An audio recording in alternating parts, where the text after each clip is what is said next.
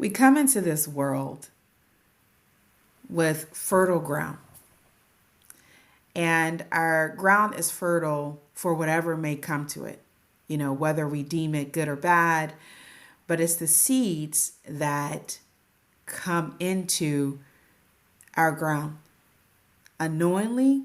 And as we get older, we become a little bit more conscious of what we're hearing, what we're seeing, and we have more of an ability to discern what it is that we will allow and what we will not allow. So when I think of babies and how, vulnerable they seem, and how, we're in a household and we can hear fussing, we can hear arguing, we can hear cursing, we can hear racism, we can hear, just demoralizing remarks, we can hear love, we can feel love. We're at our, whoever's caring for us, we're there, kind of just hoping they'll take the best care of us, right? They'll show us the way, they'll guide us and direct us throughout our life, our lives. And with the world that we see, what we're experiencing, the love as well as the divisiveness, the hate, crimes, violence, are all the products of the seeds that planted in our ground, in our internal garden, in our subconscious mind. Consciously taking things in, sometimes not even questioning it, because we admire our parents. We look up to them. They're the ones that feed us, that bathe us, that care for us when we get a sore or whatever it may be. But on the other side of that, we see their pain, and we see how, not how they dealt with it as far as their past, all the experiences they had up until then, until now, but we see the product of of their wound. We see the product of the seeds that were sown in their lives. So whether it be, the pain that we see, that we experience, the name calling, the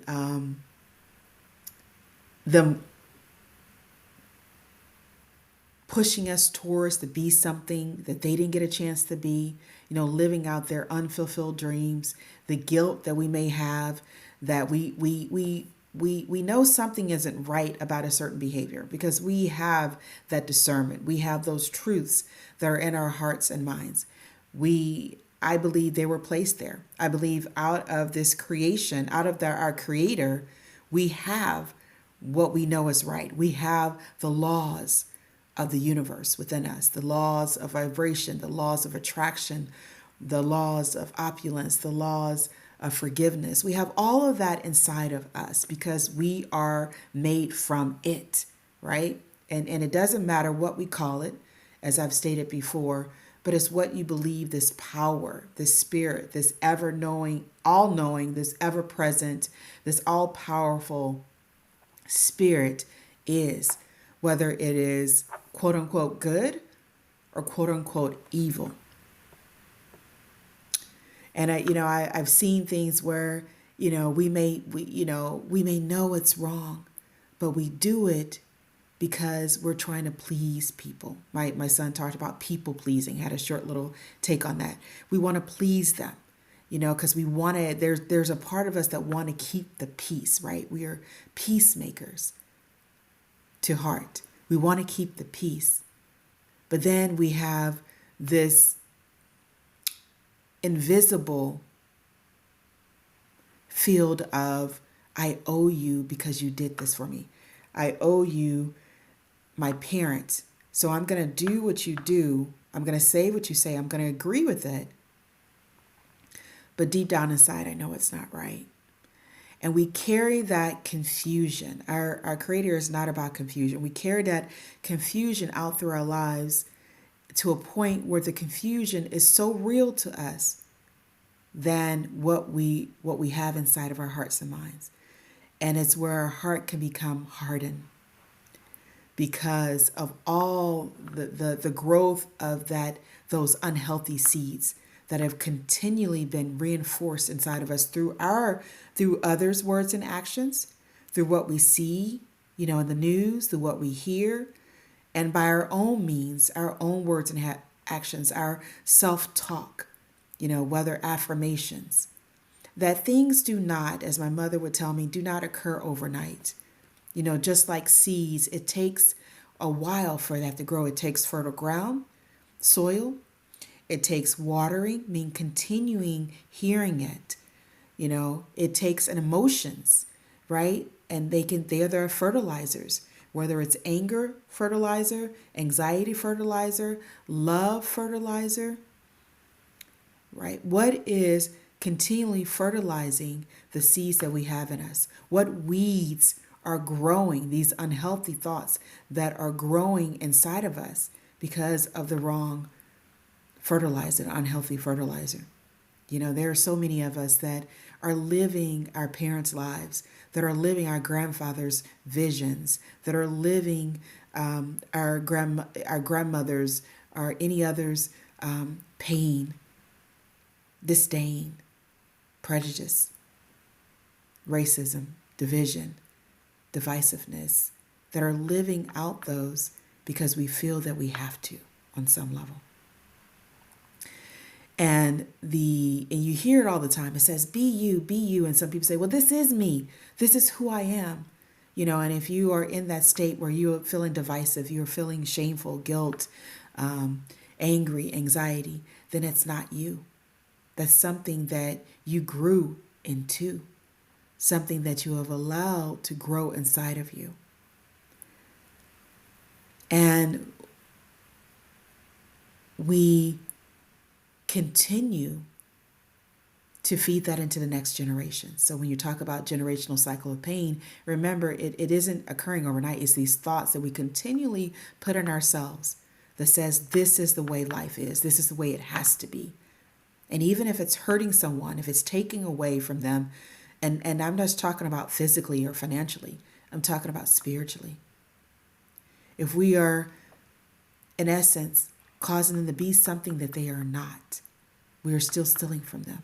We're robbing them of who they are. And whatever we do to others, we first did it to ourselves, right? Because you cannot be in that state and do that to someone else.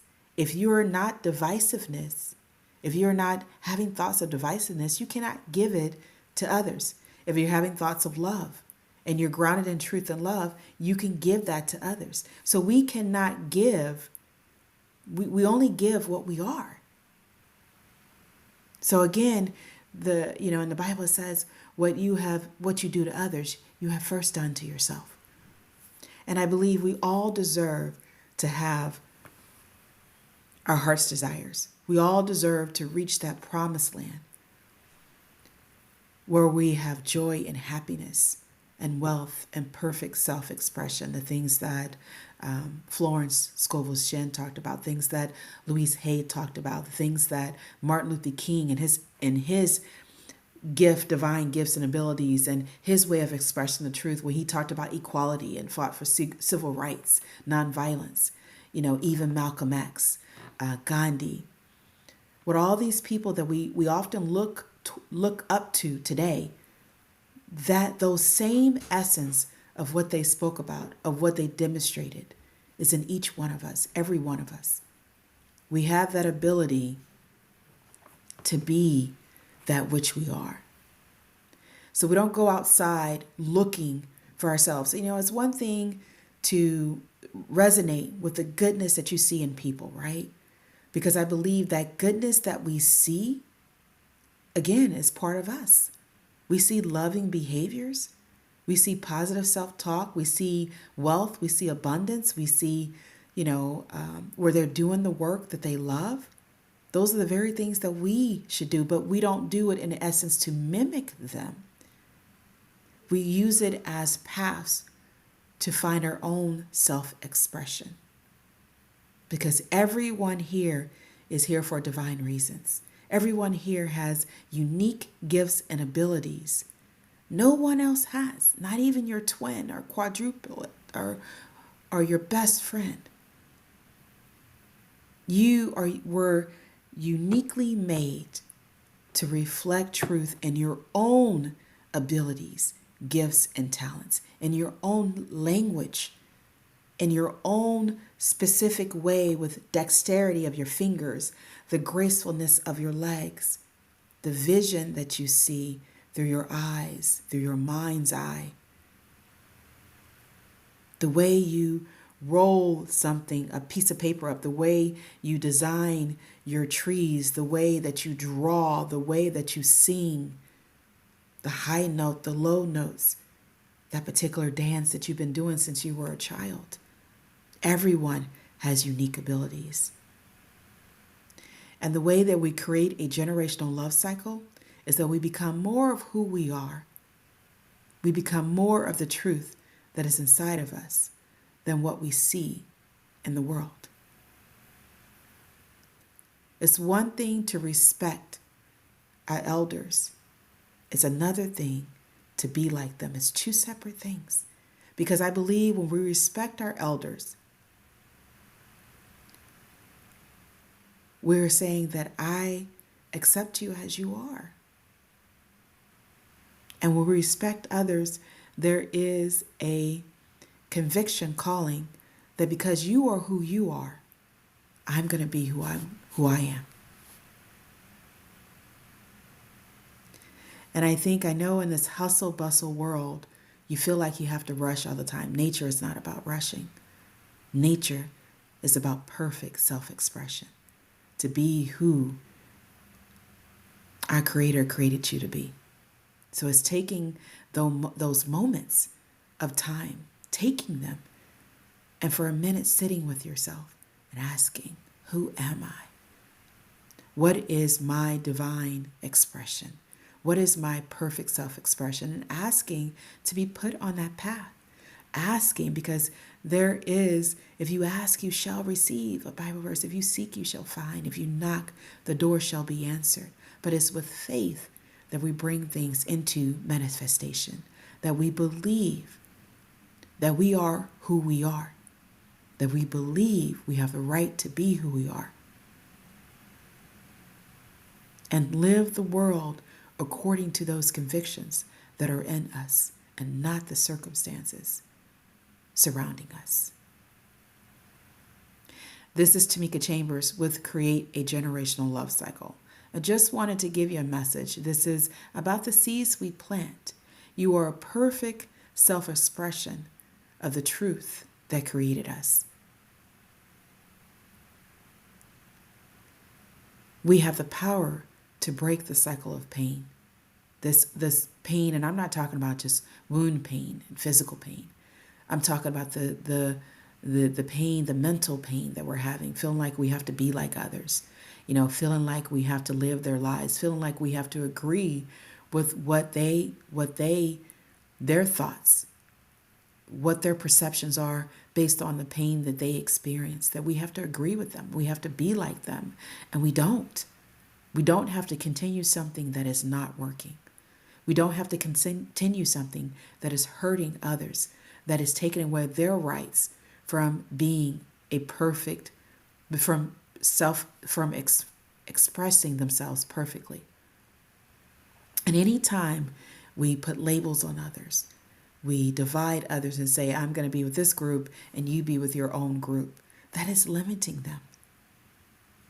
So when we talk about diversity and inclusion, it's about really understanding who you are.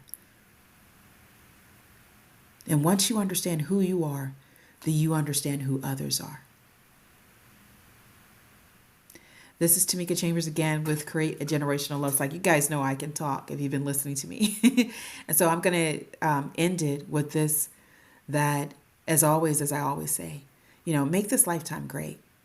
No matter what you've done thus far, you have an opportunity to change the thoughts that put you in the position that you are right now, in the state of being that you are right now.